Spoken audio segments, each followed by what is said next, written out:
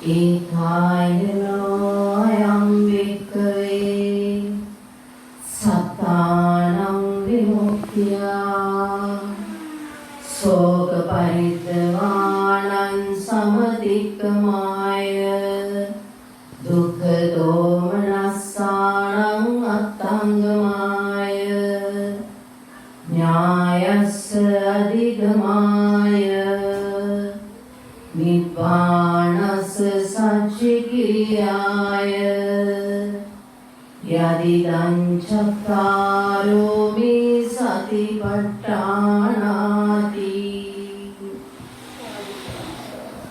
හොඳයි සදාවන්ත පිළිවෙතුනි, බුදු පියාණන් වහන්සේ විසින් වදාළ උන්වහන්සේ අප කැප වෙලා දේශනා කරවදාළ පරම සත්‍ය අඩංගු දේශනාවක් තමයි මහා සතිපට්ඨාන සූත්‍රය. යම් කිසි කෙනෙකුට නිවන අවබෝධ කරගන්න අවශ්‍යතාවයක් තියෙනවා නම් මේ සතිපට්ඨාන සූත්‍රයේ අඩංගු කරුණු නිවැරදිව පැහැදිලිවත් පිළිසිදුවත් අවබෝධ කරගන්න ඕන. ඒකායනෝ යම් වික්ඛවේ සත්තාන විමුක්තිය. මේ සත්‍යයේ විමුක්තිය උදෙසා එක මාර්ගයක් දේශනා කරනවා පින්වත්නි. බුදුපියාණන් වහන්සේ බුදු බිකු බිකුණි උපාසක උපාසිකාට කියනවා මේ සත්‍යයේ සිතේ විමුක්තිය උදෙසා, නිවීම උදෙසා, නිදහස් වීම උදෙසා, පිරිසිදු භාවය උදෙසා මම දේශනා කරන එක මාර්ගයක්. ඒකේ ශෝක පරිදේවාන සමහිතවාය. ඔබේ සිතේ ඇතිවෙනා වූ ශෝක පරිදේවයන් සමතේ ඉක්මවලා ඒක විපස්සනාවෙන් අවසන් කරගන්න පුළුවන්. తాවකාලිකව නෙවෙයි, සදාකාලිකව. දුක්ඛ දෝමනස්සානං අත්තංගමාය. දුක් දෝමනස් ඕනස්මන ඇතිවලා අත්තංගමේ වෙලා යනවා. ඥාය සාධිගමාය. ඔබට ඥානය උපදිනවා. ඥානය තුලින් ඔබට පුළුවන් මාර්ගඵල ලබන්න, අධිගමේ ලබන්න. නිබ්බානාය සච්චිරියාය. නිබ්බාන කියන සියලු බැඳීම් වලින් මේ දේ නිදහස් වෙලා සාක්ෂාත් කරගන්න පුළුවන්. මොකද්ද මේ කාරණා හතර?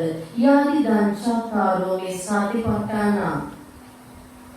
බුදුහාමුදුරේ දේශනා කරනවා පින්නතුනි, මේ මාර්ගය ඔබ අනුගමනය කළොත් මම අප කැප වෙලා කියනවා දවස් 7කින් නැත්නම් අවුරුදු 7ක් ඇතුළත ඔබ ඒකාන්ත වශයෙන් අනාගාමී වරහත්ටපත් වෙනවා කියලා. ඒ දේශනා කරන්නේ තථාගත සම්මා සම්බුදු පියාණන් වහන්සේමයි. උන්වහන්සේගේ ශ්‍රී මුඛයෙන් මම කියන්නේ මේක ඒකාන්ත වශයෙන් සිද්ධ වෙන දෙයක් කියලා. එනම් බුද්ධ වචනය ඒකාන්ත වශයෙන් සත්‍යයි. මොකද මේ සතිපට්ඨානය?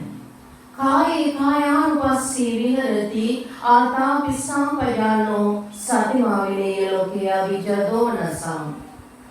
වේදනානුපස්සී විහෙරති ආතාපි සම්පජානෝ සතිමා විනේය ලෝකේ අවිජ්ජාදෝනසං.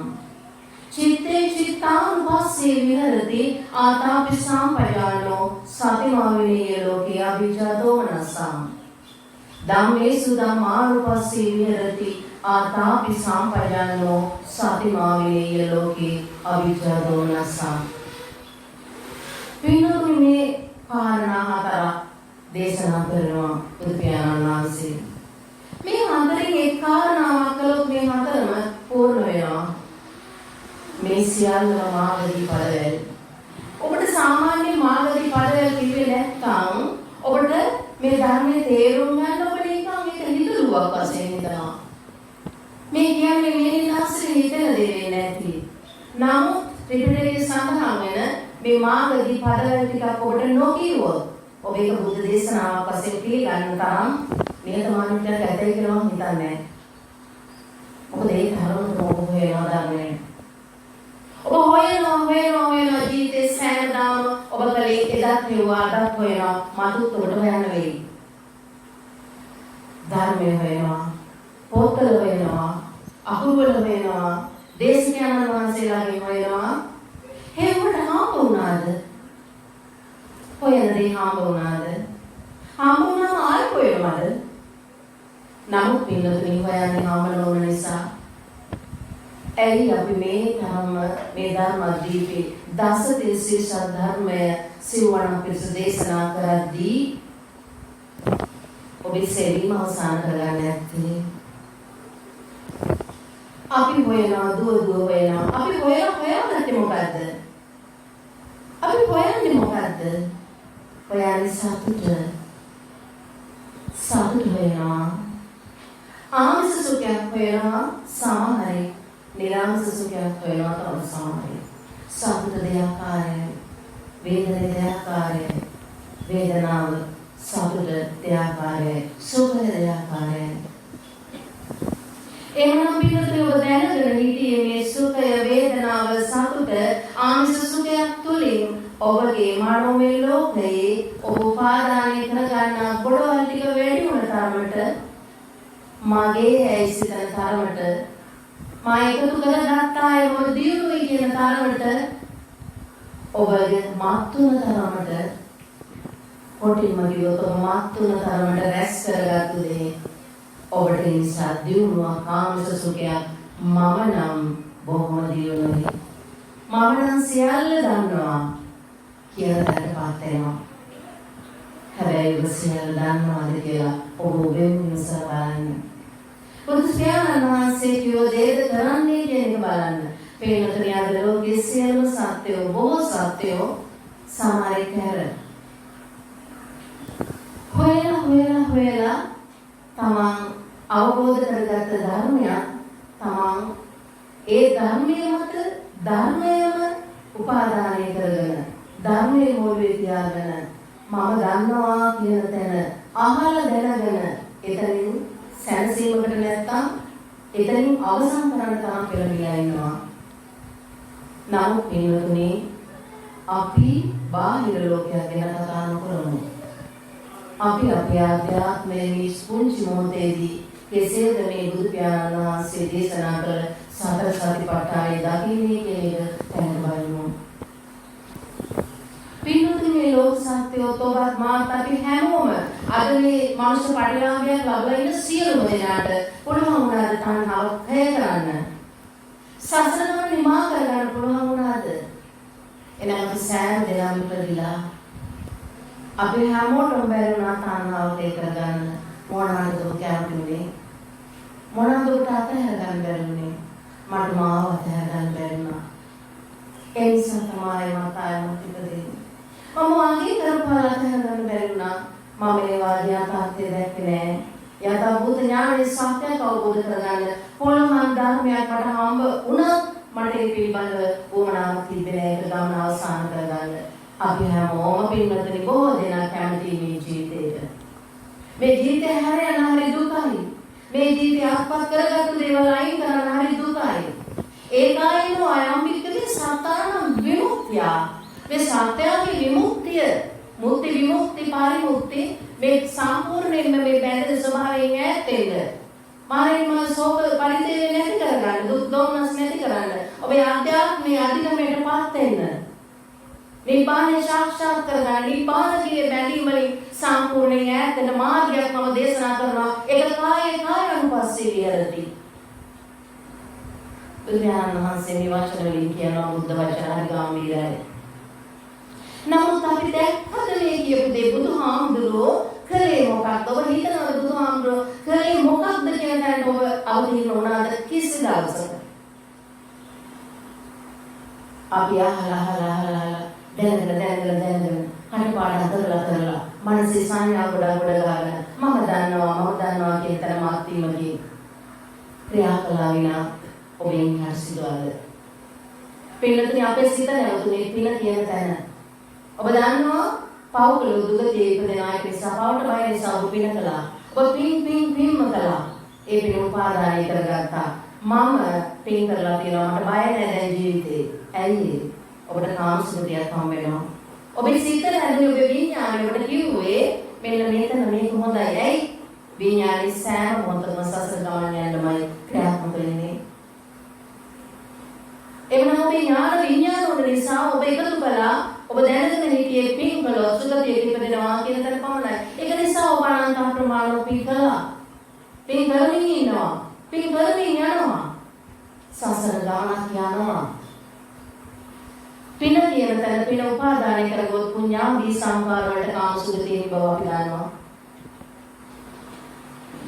නමුත් පින්තුනි දාන සීල භාවනා කියන මේ ත්‍රිවිධ පුණ්‍ය ක්‍රියා කරමින් මේ ලෝක සත්‍යය අනාගතේ බුදුන් මෛත්‍රී බුදුන්ගේ ශාසනයක නිවන් දකින්න තරම් ඥානවත් වෙලා තියෙනවා. ප්‍රඥානික බුදු කෙනෙක් වන ගෞතම නාම අපේ ශාක්‍ය මුනිකරණයන් වහන්සේ දේශනා කළ ඒ ප්‍රඥානික බුදු කෙනෙකුගේ ශාසනය බොහෝ කාලයක් පවතිනවා. එවනම් මේ බුද්ධ ශාසනයේ ඉපදුණු පින්වන්ත නෙවේද? ඔබ සැබෑවීම පින්වන්තයි පින්වතුනි. අපිට අදම මේ මොහොතේ පුළුවන් පින්වතුනි නිවන් අවබෝධ කරගන්න. එහෙනම් ඒ කායන අයම් විත්වේ කියන එකම මාර්ගය මොකද්ද? කායනුපස්සනාව කියවනම් බුදු පියාණන් වහන්සේ දා බෝධි මූලයේ වාඩි වෙලා මොකද්ද කළේ? ඔබගේ අවධානය යොමු වුණාද මෙතෙන්ට? ඒකයි මම කියව අහනවා අතෙන්ට දුවනවා මෙතෙන්ට දුවනවා සෑම තැනක දුවනවා. ඔබ මොහොතක් ඔබ ගැන හිතුවද? ඔබේ සිතේ සිදෙන ක්‍රියාකාරීත්වය බැලුවද? ඔබේ ඉන්ද්‍රියන් පහම යොමුනේ. ඕකේ මේ ඕන් කරන්න පව මුලම තියෙනවා නෑ පව කියනවා තියෙනවා තමයි මුලම අපු කිව්වේ කියනවා මම දුන්න කියන්න මෙතන එම් තියන් මාති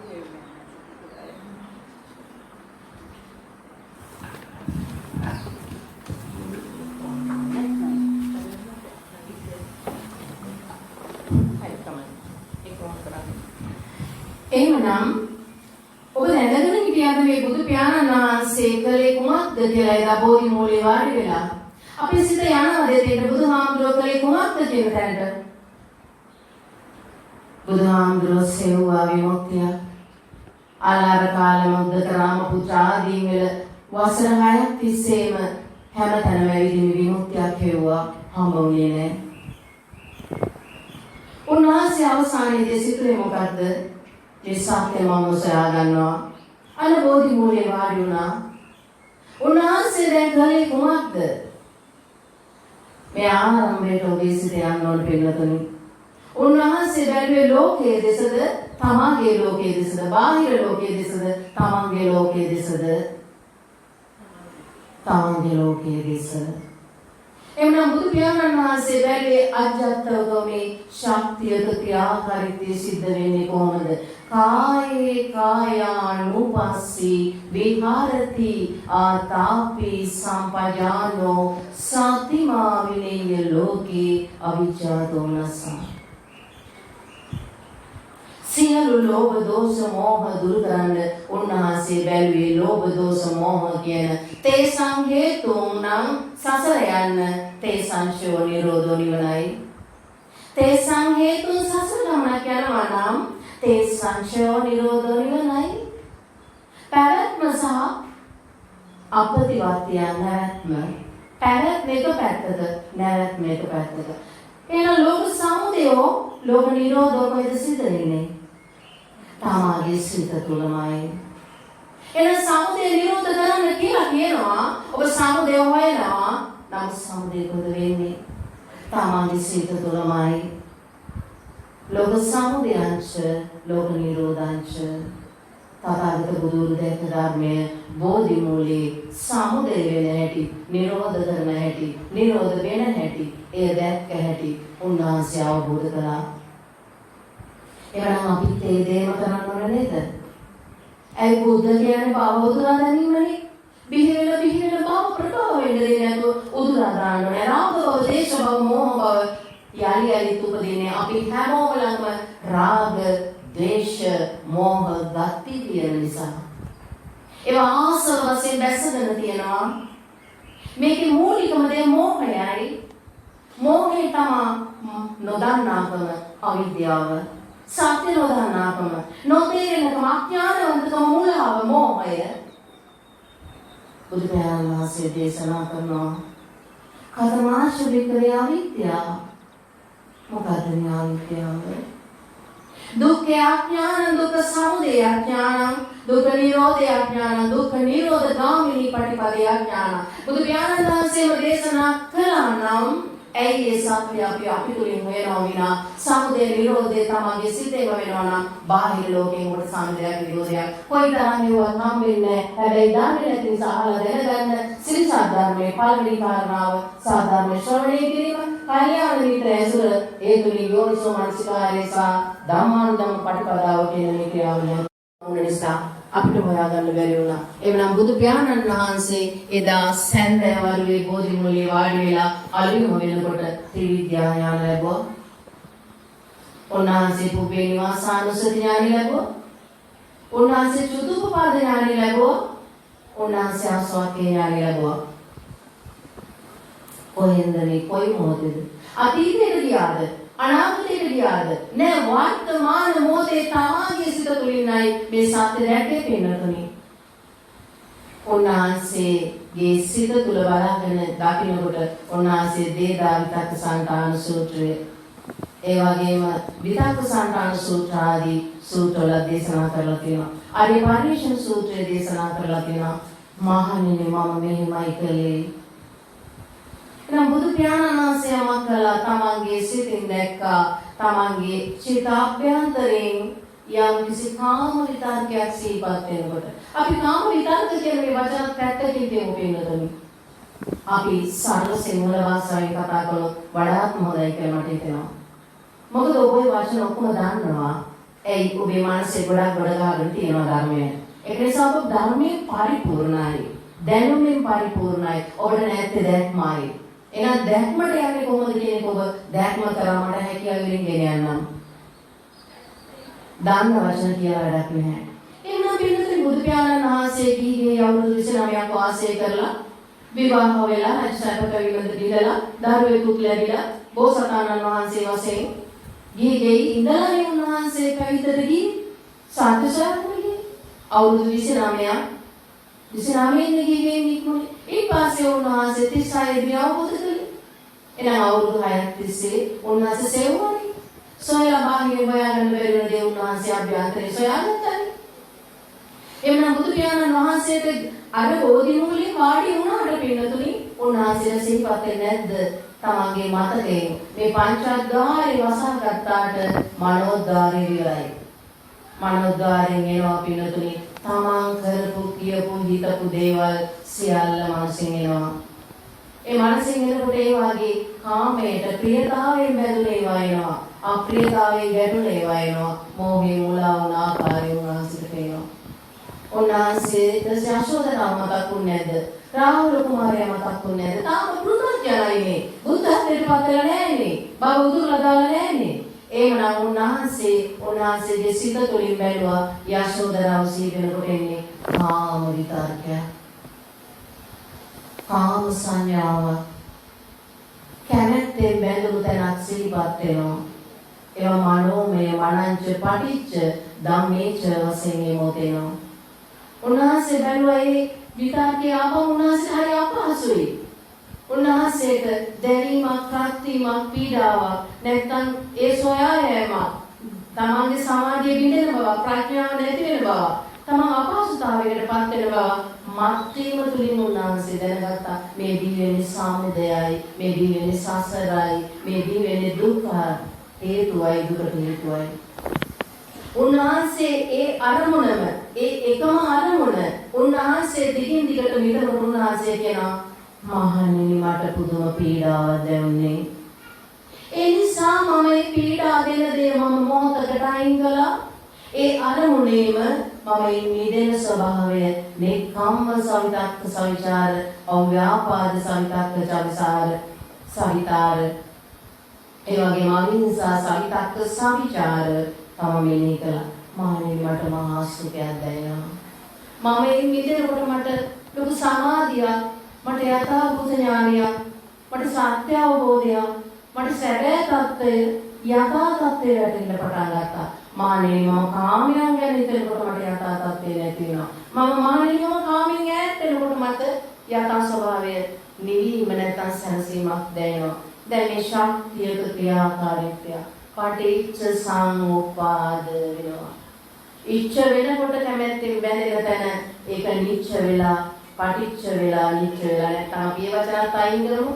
තමන්ට මතක් වෙන අරමුණ ඔස්සේ සිතුවිලි පැවැත්වුවාම තමන්ට දැනෙන දිගින් දිගට මනසේ තව සිතුවිලි ගලාගෙන යන බව. ඒ සිතුවිලි ඔස්සේ සිතන්න ඒ අරමුණ තව පීඩාකාරී දෙයක් නම් තමන්ට පීඩාවක් දෙනවා. එහෙමනම් උන්වහන්සේ දැනගත්තා මෙන්න මේ පීඩාකාරී ස්වභාවය මට මොකක්ද හිමි වෙන්නේ? පීඩාකාරී දුක. එහෙනම් දුක ඉපදෙන්න හේතුව මොකද? සමුදයයි. අන්න ප්‍රථම ආර්ය සත්‍ය දෙක උන්වහන්සේ තුලින් දැක්කා මේ කාමයන්ට බැඳීම, කාම ඡන්ද, කාම ඉච්ඡ අන්ධ.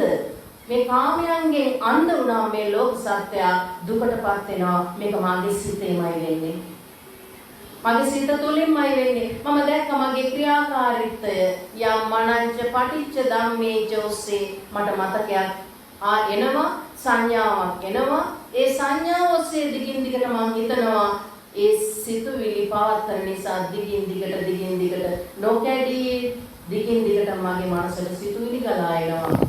ඒ ඔස්සේ මම කැමැත්තෙන් මේ පැත්තට ගලා ගියොත් මේ නිර්මාණය වෙන්නේ දුකයි. මේ බිහි වෙන්නේ සමුදයයි. මේ සමුදය දුකටයි හේතුව කියලා උන්වහන්සේ අවබෝධ කරගත්තා. ඇයි දුක කිව්වේ මොකද්ද? දුක අපි හදාගත්තු දෙයක් නිසා. දුක අපට තියෙන දෙයක් නෙමෙයි. අපිමයි මේ ජීවිතය හදාගත්තේ. අපිමයි කැමැත්තෙන් බැඳුනේ. ඒ මමත්වයේ මාන්නේ, මෝහය, මුලාව, අන්ධ බව, නොදන්නාකම, අසරණ බව, අනාථ බව නිසා අපිට සත්‍ය වැටහුන්නේ නැහැ පිළිතුරු. ඒක නිසා අපි ආංශ සුඛයක් පසුපස වේගෙන් අන්තගාමී ලෙස අන්තවාදී ලෙස හඹාගෙන ගියා. අපිට උරුමනේ දුක විතරයි. එනම් දුක අපිම හදාගත්ත දෙයක් නෙවෙයි. ඇයි සමුදය මගේ සිතේ එකතු කරන ස්වභාවයක් ඇති වුණා. එකතු කරන්න බෑ රාග දේශ මොහ නැතුව. විිත රාගී විිත දෝෂී විිත මොහී ස්වභාවය එකතු කරන්න බෑ. එකතු කරන්න පුළුවන් රාග දේශ මොහ වලින් විතරයි. ඒක නිසා සමුදය සංඋදා වෙනවා මගේ හිත ඇතුලේ. ඒ අද්දුටුවා එය නිරෝධ කරන්න දැනගත්තා. ඒ නිරෝධ වෙනකොට සැනසීමක් කියන දෙපැත්ත අඳුනාගත්තා තමන්ගේ සිත තුළින්. ඔබ බලන්නේ ඒක අරමුණක් කරන ඔබට විශාල දුකක් තියෙනවා නම් ඒ දුක ඔබ ගවේෂණය කරලා කඩලා විඳලා බලන්න මගේ සිතේ මේ දුක ඇති උනේ කොහොමද? මේ දුකට හේතුව මොකක්ද? මගේ බැඳීම නේද? එහෙනම් මගේ හිතේ නේද එකතු කරන ස්වභාවයේ බැඳීම ඇති උනේ. ඒ බැඳීමෙන් නිදහස් වෙනකොට ඔබට දැනෙනවා ඒන් කොයිතරම් සංසීමක් දැනෙනවද කියලා. කවදාවත් අපිට කිසිදාක පවත්වා ගන්න බැරි මේ ස්කන්ධපා මගේ ඇයි කියමින් ගන්නෙ මේක පිනුතුනි හේතුඵලයක්. මෙතන වෙන්නේ විපාකයක්. අපිම කරගත්තු දේ විපාක දෙනකොට අපි ආයෙමත් හේතු හදා ගන්නවා. ඵල හේතු කර ගන්නවා. එමනම් බුදු පියාණන් වහන්සේ මේ සත්‍ය තමතුලින් දුකට හේතු වෙන්නේ සමුදයයයි කියලා සිතාගත්තාම උන්වහන්සේට එක පැත්තක් තේරුම් ගියා. උන්වහන්සේ ඒ නිදීමම ඒ නිදහස් වීමම ඒ මෙදෙන සිතුවිලි සංකල්පන ඇති කරගැනීමෙන් තමන්ට නිරෝධය නැත්තම් ඒක ගැන මෙහි නොකර සිටීමෙන් කල්පනා නොකර සිටීමෙන් නිරෝධය කියන දිගින් දිගට රෝධ ගැසීම කියලා කිව්වත් පින්නතුනි ඒක අපි වචනෙට කියන දෙයක්. ඒ කියන්නේ සිතුවිලි පවත්තන්න නැතිවම ඒක ඔබට තේරෙනවා. එන්න සිතුවිලි පවත්තන්න නැතුව හිටියාම ඒ දේ ගැන කාම විතරකේ ගැන ඔබට සැනසීමක් දැනෙනවා. බුදු පියාණන් බෝසතාණන් වහන්සේටත් ඒකම දැනුණා. දැන් මොකද්ද මේකට මම කරපු මාර්ගය? දැන් නිරෝධය නම් නිරෝධ ගාමිනී පටිපදාවකුත් තියෙනවනේ. දැන් මේක අවබෝධ කරගන්නකොට උන්වහන්සේ දුක සහ දුකට හේතුව තමාගේ සිත තුළින් මේ පටිච්ච සමුප්පාදය ඔස්සේ අවබෝධ කරගත්තා. මගේ සිතේ මේ වැඩෙන ශක්තියක් උපදින්නේ. කාරණේකට තමයි කිව්වේ කායේ කාය කියනවා. තමා තුළින් උපදින ක්‍රියාකාරීත්වය. දැන් ඒීම මිදෙනකොට තමන්ට අවබෝධ වුණා පින්නතුනි මේ නිරෝධය කියන ස්වභාවය. එමනම් නිරෝධය කියන ස්වභාවය තමන් අත්දැකා. ඒකට මොකද්ද මූලික උනේ? සක්කාය නිරෝධ ගාමිනී පටිපදාව. නැත්නම් දුක්ඛ නිරෝධ ගාමිනී පටිපදාව. නැත්නම් කම්මක්ඛය කිරීම. නැත්නම් භව නිරෝධ කිරීම. මේ කොහොමද කිව්වත් ඒකමයි සිද්ධ වෙන්නේ. එමනම් උන්වහන්සේ නිරෝධ ගාමිනී පටිපදාවට මොකද කළේ? උන්වහන්සේ දැක්කේ ප්‍රඥාවෙන් නේද? මේ සිද්ධිය පටිච්ච සමුප්පන්න ක්‍රියාවලියක් මගේ හිතේ සිද්ධ වෙනවා කියලා දැක්කේ ඇස් දෙකෙන්ද මනසින්ද? මනසින් දැක්කේ. මේ මනසට පේන්නේ මේ බාහිර ලෝකයේ තියෙන දේවල්. නමුත් මනසට පේන්නේ යථාභූත මනසේ තියෙන අපි උපාදානය කරගත්තුවා. නමුත් අපිට මනසින් ගවේෂණය කරනකොට තමයි යථාභූත ඥාන දර්ශනයක් උපදින්නේ. එමනම් උන්වහන්සේ මනසින් මේ ප්‍රඥාවෙන් දැක්කා මේව දෙයක් සිද්ධ වෙනවා. ඒ සිද්ධ වෙන ස්වභාවයේ දැකීම ප්‍රඥාවයි. ඒ දැකීම තුළින් උන්වහන්සේගේ ඉන්ද්‍රියයන් වලට මොකද වෙන්නේ? සංවර වුණා, සංසිඳුණා, සම්මා වුණා. එනම් ප්‍රඥාවෙන් දකිනකොට තවත් මේ පැත්තට පංචේන්ද්‍රියම් පිනවීමෙන් මේ ලෝක රසය උරා බීමේ වුණාව උන්වහන්සේට නැතුව ගියා. උන්වහන්සේගේ ආත් දකින්නවා.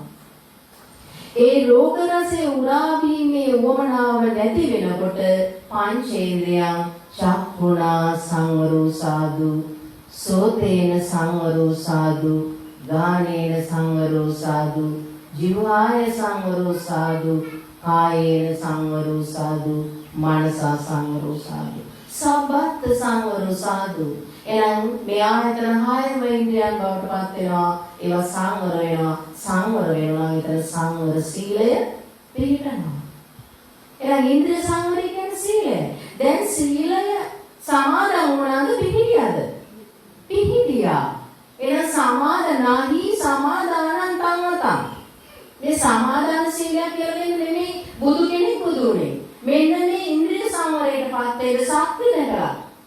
එනම් ප්‍රඥා සීල කියන දෙක අරියටනවක පූර්ණේ වුණොත් අපේ සත්‍ය අවබෝධ වෙන්නේ. එනම් ප්‍රඥාවෙන් දැක්කම මේ පටිච්ච සමුප්පාද ක්‍රමයක් සිද්ධ වෙනවා. ඒ කියන්නේ සමුපදින නැත්තම් සමුදය වෙන ආකාරය. ඒව දැකීම ප්‍රඥාවෙන් දැක්කා. ඒ තුලින් තමාගේ ඉන්ද්‍රිය සංවරයටපත් වෙන සීලේ පතිත වුණා.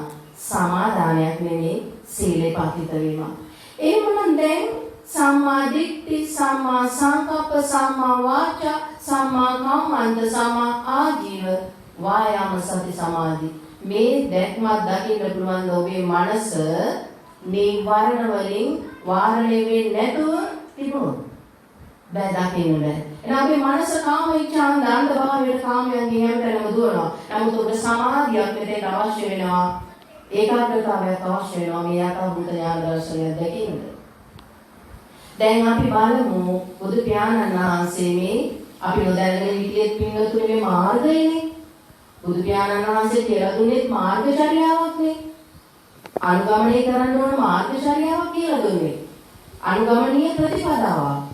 එහෙමනම් මේ කොහොමද මේ අනුගමනීය ප්‍රතිපදාව වන අරි අටඟ මඟ පූර්ණ වෙන්නේ? ඔබ තුලින්ම මේ සත්‍ය දකිනකොට පින්වතුනි එතන ප්‍රඥාව අවදි වෙනවා. ඔය මේතුවක් කල් මාගේ සිතට වහල් වෙලා මම දකින දේ, ඇහෙන දේ, දැනෙන දේ, හිතෙන දේ, ජිත්දිට සුත මුත විඤ්ඤත කියන ක්‍රියාකාරකම් ඔස්සේ ඔබ ක්‍රියා කරගෙන ආවා. ඒ ඇහෙන තැන සතුටින් පිළිගෙන බැඳුනා. දැනෙන තැන සතුටින් පිළිගෙන බැඳුනා. හිතෙන තැන සතුටින් පිළිගෙන බැඳුනා. පෙනෙන තැන සතුටින් බාහිර අරගෙන බැඳුනා.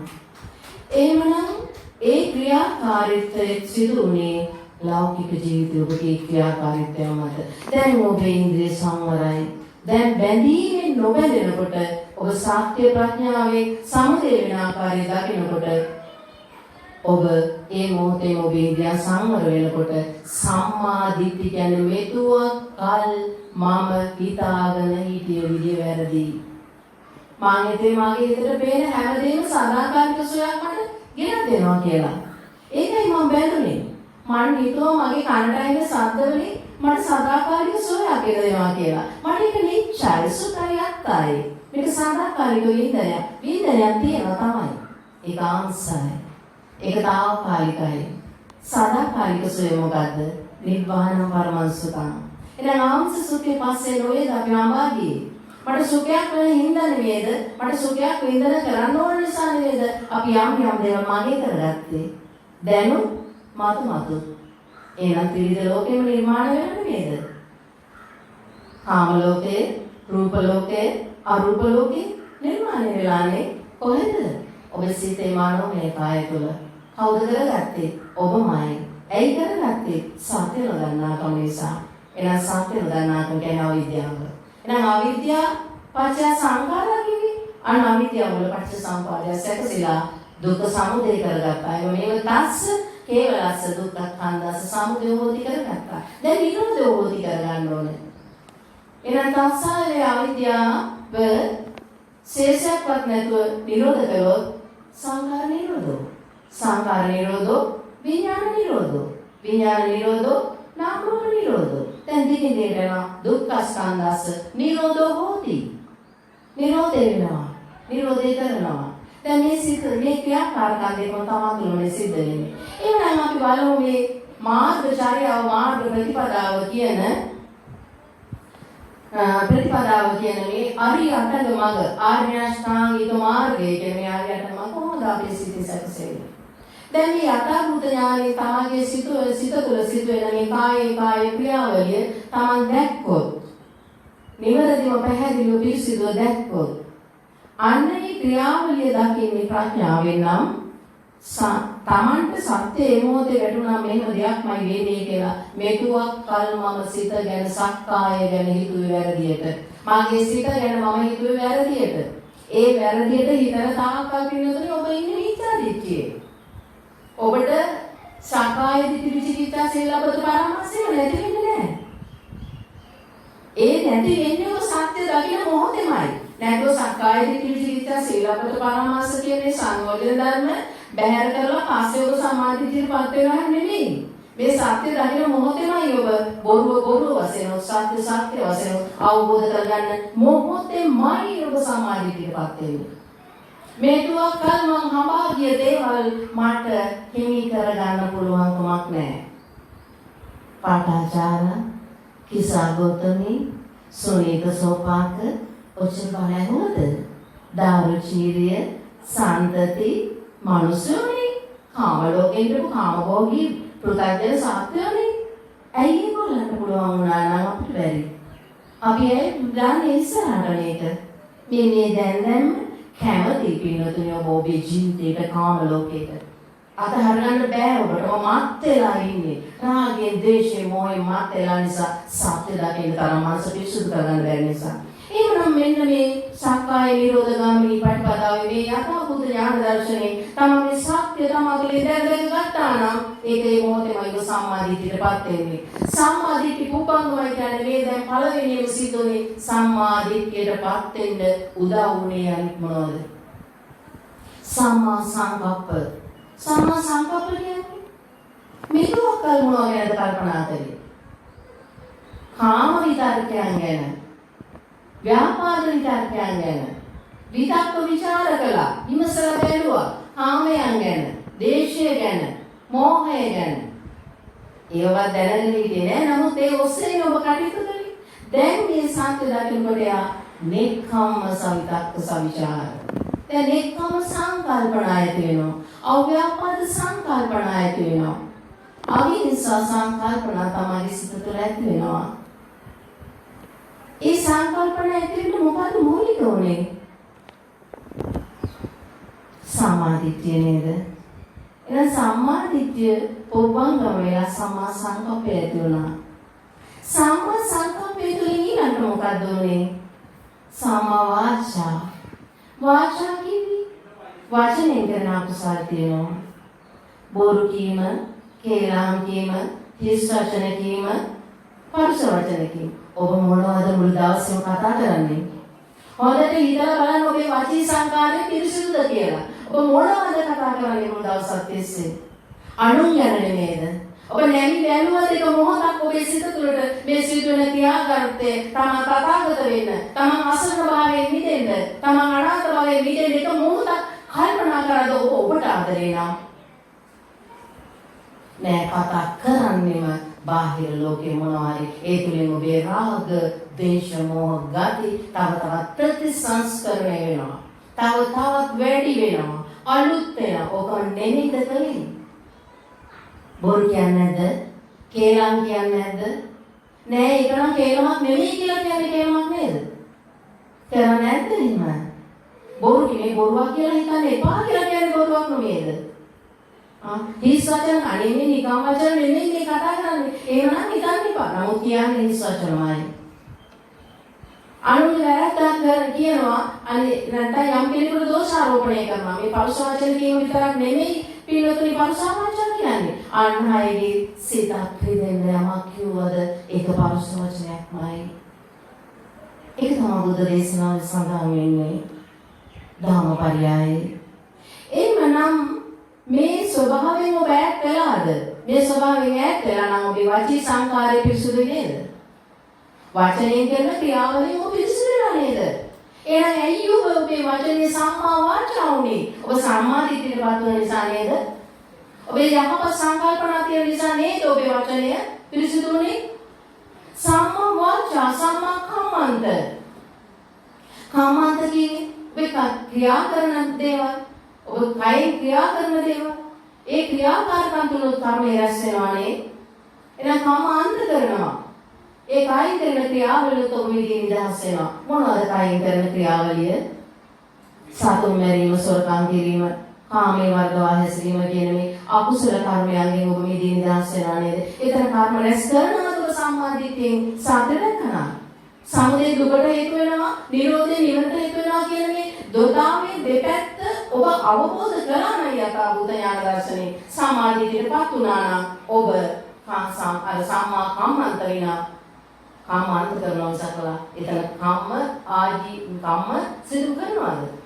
වචනේ ක්‍රියාව සිද්ධ වෙන්නේ. එහෙනම් ඒ තුලින් පාරිශුද්ධ වෙන්නේ මොකද්ද? සමාජීවය සංඥා ජීවේ පාරිශුද්ධ වෙනවා. ආජීව පාරිශුද්ධ සීලය කියන්නේ මොකද්ද? ඉන්ද්‍රිය සංවරණ නිසා නේද ඒ සිද්ධ උනේ. ඒක ප්‍රාතිමෝක්ෂ සංවර සීලය. යමක් වැරදුනත් අනේ මට සමාව වෙන්න කියන තරම් ඔබ නිකමානේද? අපි සමාව ගන්නවද? ඊට වඩා ඔබේ මමත්වයේ ලොකුයිනේ. ඔබේ පදවිය, ඔබේ දානාන්තර, ඔබේ උපත්කම, ඔබේ ධනය, බලය, කුලය මේවායි මානේ උද්දාමයට පත් වෙලා ඉන්න තාක්කල් සමාජය පිරිසුදෙන්නේ. ඔබ තුල සීලයක් නැහැ නේද? මේ සාත්‍යෝ ඒ අන්ධකාරයෙන් ඉල්ලන්නේ ඉන්නේ. එන්න සම්මා ආජීවය කියන්නේ අපිට ඉන්ද්‍රිය සංවරයටපත් වෙනකොට ප්‍රාතිමෝක්ෂ සංවර සීලය, ප්‍රතිසන්නිසිත සීලය, ආජීව පාරිශුද්ධ සීලය කියන මේ සීල පරිපූර්ණ වෙනවා පින්තුනි. එමණ සම්මා ආජීවය පරිපූර්ණ වෙනවා. ඊළඟ සම්මා වායාම. සම්මා වායාම කියන්නේ වීර්යයක් දරනවා. මොකේද අපි වීර්යයක් දැල්වේ? හොඳට බලන්න අපි වෙන් කරලා හඳුනා ගන්න උත්සාහ කළේ කුමක්ද? සමුදය නිරෝධ කරන්න. මුලින්ම දැක්කේ දුකට හේතුව නිරෝධ කරන්න. අපේ එන සිතුවිලි වල සසර පැත්තට නැඹුරු වෙන සිතුවිලි උපදිනකොට උප්පජ්ජති වෙනකොටම අනුත්පාද කරන්න නේද අපි දැනගත්තේ? එහෙනම් උප්පජ්ජති වෙන්නේ අකුසල හඳුනාගත්තේ තමා තුළින් නේද? ඒ අකුසල උපදින්න වෙනවා දකින්න ඔබ නේද? එහෙනම් උපදින්න එන බව දකින්නකොට අනුත්පාද කරන්නත් ඕන ඔබ නේද? එහෙනම් අනුත්පාද නිරෝධේ නිරෝධ කරනවා කියන්නේ නේද? අනුත්පාද නිරෝධේ කලේ මොකක්ද? උපදින්න අකුසලය මූලය. මොකක්ද අකුසල මූලය? රාග දේශ මොහ. ඒ උපදින්නේ නම් චේතනාව නැත්නම් ඒ සිතුවිල්ල ඔබ උපදින්න එනකොටම හඳුනාගත්ත ඔබේ සිත තුළින් උපදින ඔබ අනුත්පාද කරා. උපාද වුණොත් භයං, දුක්ඛං, ආනිසං, සංඛාරං වෙනවා.